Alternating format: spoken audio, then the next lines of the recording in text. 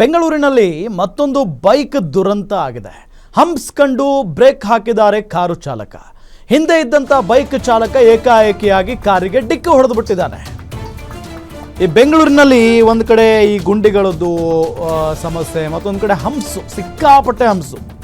ಯಾಕೆ ಅಂತ ಅಂದರೆ ವೇಗವಾಗಿ ಹೋಗಬಾರ್ದು ಅನ್ನೋ ಒಂದು ಕಾರಣಕ್ಕೆ ಹಾಕಿರ್ತಾರೆ. ಬಟ್ ಕೆಲವೊಂದಿಷ್ಟು ಜನಕ್ಕೆ ಅದು ಗೊತ್ತಾಗಲ್ಲ.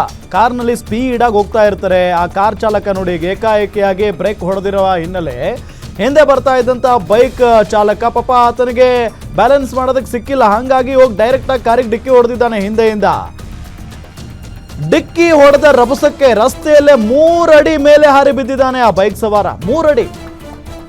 ನಾಗರಬಾವಿ ರಿಂಗ್ ರಸ್ತೆಯಲ್ಲಿ ತಡರಾತ್ರಿ ಘಟನೆ ಆಗಿರೋದು. ಸಡನ್ ಎದುರಾದ ಹಂಪ್ಸ್ ನೋಡಿ ಬ್ರೇಕ್ ಹಾಕಿದ್ದಾನೆ ಕಾರು ಚಾಲಕ.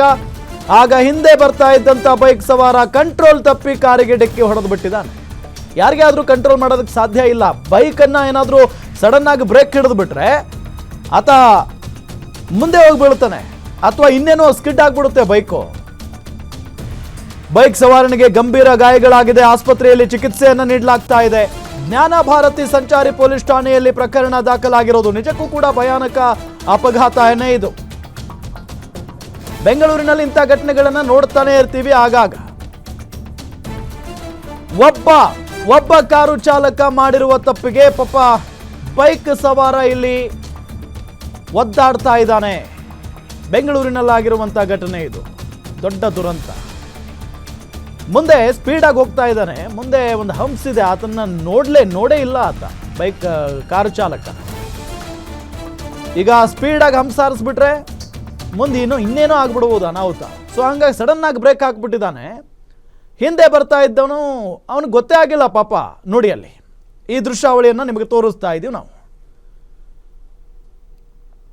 ಯಾವ ರೀತಿಯಾಗಿ ಡಿಕ್ಕಿ ಹೊಡೆದ, 3 ಅಡಿ ಮೇಲ್ಗಡೆ ಹಾರಿ ಬಿದ್ದಿದ್ದಾನೆ ನೋಡಿ. ಎಸ್, ಈ ದೃಶ್ಯ ಮಾರ್ಕ್ ಮಾಡಿ ತೋರಿಸ್ತಾ ಇದ್ದೀವಿ ನೋಡಿ ನಿಮಗೆ.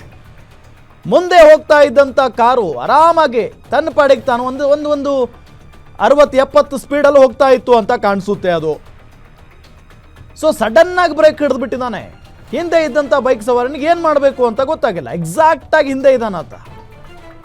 ನೋಡಿ ಅಲ್ಲಿ ಸಡನ್ ಆಗಿ ಬ್ರೇಕ್ ಹೊಡೆಯೋದಕ್ಕೂ ಈತ ಹೋಗಿ ಡಿಕ್ಕಿ ಹೊಡೆಯೋದಕ್ಕೂ ಸರಿ ಸಮ ಆಗಿ ಹೋಗ್ಬಿಟ್ಟಿದೆ. ಈತನು ಕೂಡ ಸ್ಪೀಡ್ನಲ್ಲಿದ್ದ. ಡೈರೆಕ್ಟ್ ಆಗಿ ಆ ಕಾರಿನ ಹಿಂಬದಿಗೆ ಡಿಕ್ಕಿ ಹೊಡೆದ ಪರಿಣಾಮ ಬೈಕ್ ಹಿಂದೆ ಬೀಳುತ್ತೆ. ಈತ 3 ಅಡಿ ಮೇಲ್ಗಡೆ ಹಾರಿ ಕೆಳಗೆ ಬೀಳುತ್ತಾನೆ. ಕೊಂಡಕ್ಕೆ ತಲೆಗಿಲೆಗೆ ಏನಾದರೂ ಆಗಿದೆಯೋ ಇಲ್ಲೋ ಗೊತ್ತಿಲ್ಲ. ಹಿಂದೆ ಬೇರೆ ಕಾರ್ಗಳು ವೇಗವಾಗಿ ಬಂದಿದ್ರೆ ಈತನ ಗತಿ ಏನು?